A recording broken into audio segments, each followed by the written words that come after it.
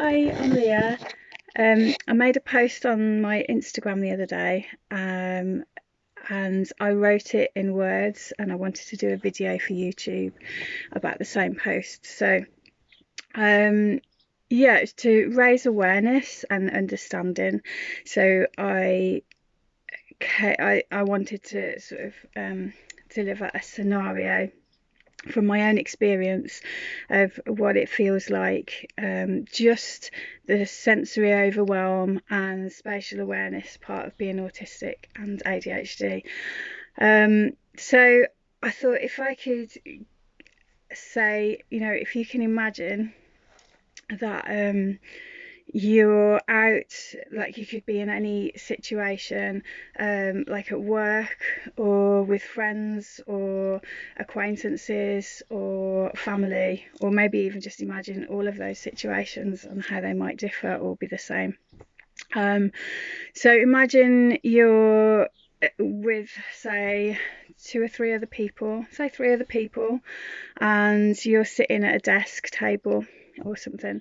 And so for the sensory part, my sound sensitivities are mainly things like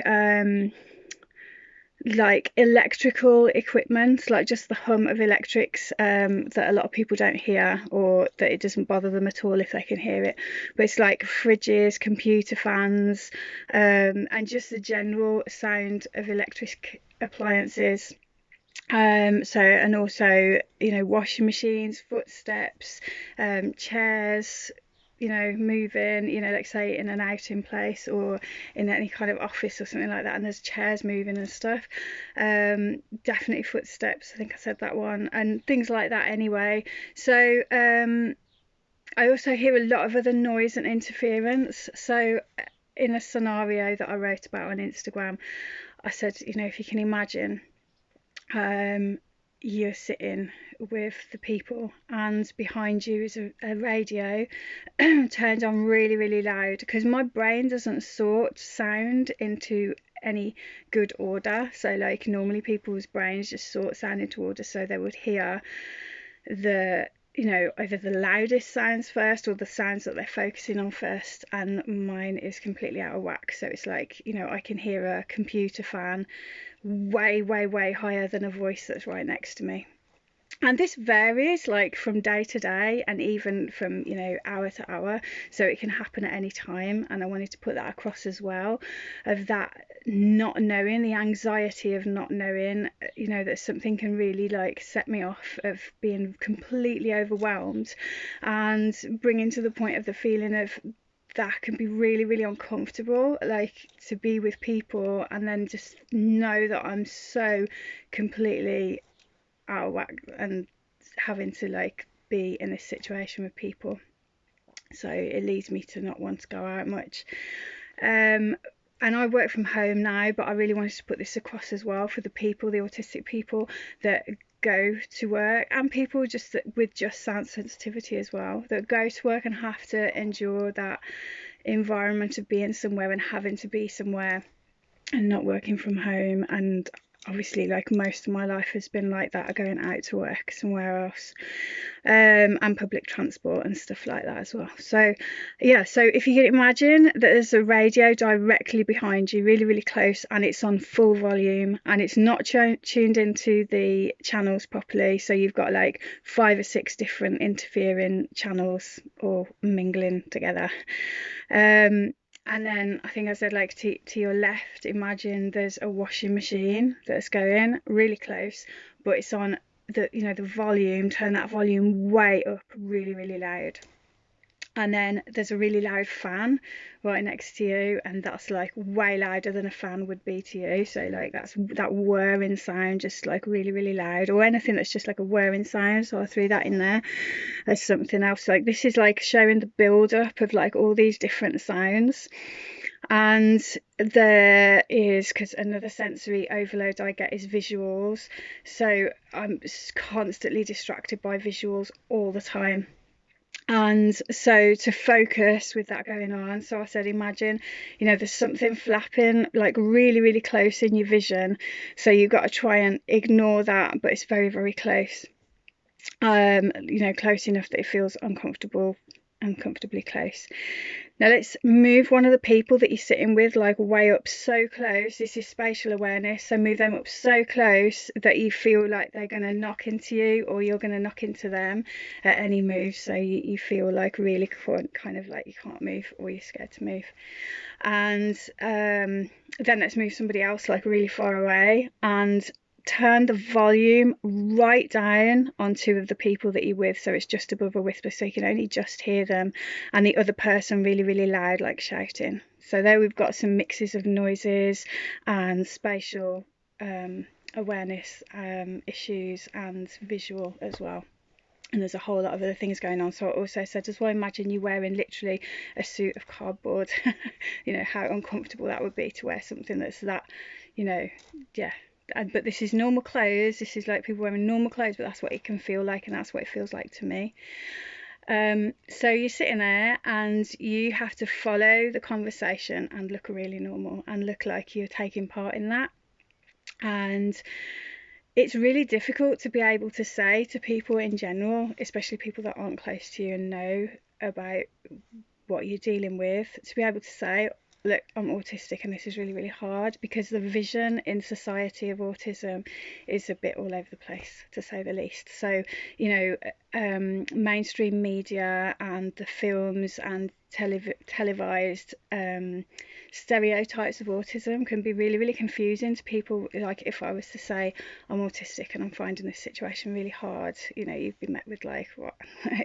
They might not understand or even get it at all. So most of the time I'm in a situation, and in the past all of the time I would be in a situation where I'd feel really compelled to have to keep up with whatever's going on around me. So imagine all of that going on, and it's like super loud and some super quiet, and then all this other stuff going on, and you've got to follow what those people are saying to you, and you don't want to miss anything that they're saying, because you're gonna say something out of context, or you're going to get something wrong, and that feels really, really silly. I would like to say something and it's just not the right thing to have said in that situation, or just be completely lost and vacant and like really, really vague about what's going on, because constant distraction all the time.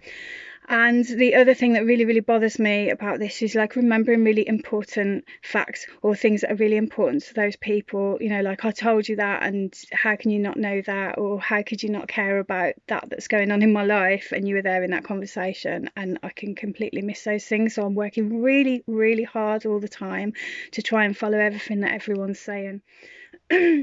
And trying not to scratch, trying not to like feel physically overwhelmed, trying not to move and fidget, because I move and fidget all the time naturally, and at home I would be moving and fidgeting all the time, and I'm going to do a video about that soon, just that, and trying to just generally not look odd, with all that going on, trying not to zone out, trying not to get really insular, and trying to keep away the overwhelm. But the overwhelm's getting worse because you're trying so hard and working so hard to keep up with what's going on around you.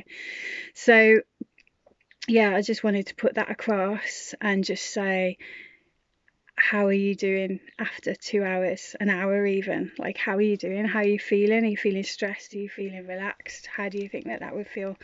And the reason why I want to put this across is like, it's just to like give people a break and realize that if somebody's looking flustered and bothered, and or anything that just looks unusual to you, that just give it a break. It's people have got so much going on that you can't see, it's not visible. So that's just that part of dealing with things, and that can show you as well, like the extent of how socially awkward that can feel with that. Just that alone can create so much social awkwardness. So yeah, I just wanted to say that. So imagine then, how are you feeling after an hour or two? Now imagine you have to do that for the rest of the day, like an entire day, before you can go home and just like feel completely wiped out by having to keep up with all that. And then imagine having to do that all week and just forever. It's just like you just always got to go out and deal with that. As I say, I'm so happy to be working from home now, but I never was, like, and I had to always be dealing with that, and there's so, like, most other people would be dealing with that all the time. Yeah, so I just really wanted to put that across. And also about, as well, the people that are non-verbal, and I can be non-verbal for part of the time, but there's people that are non-verbal all of the time.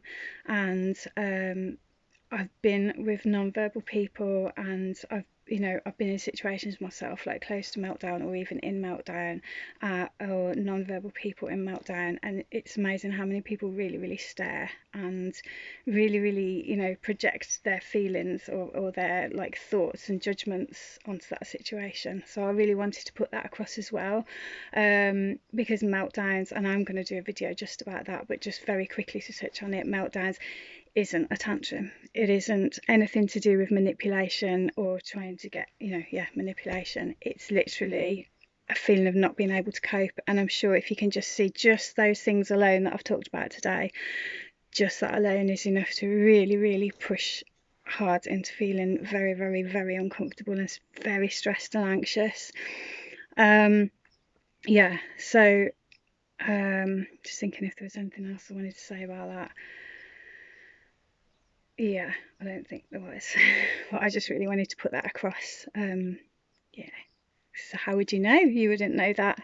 How can you know what's going on in someone's, someone's experience of what they're feeling at the time? So thanks for listening.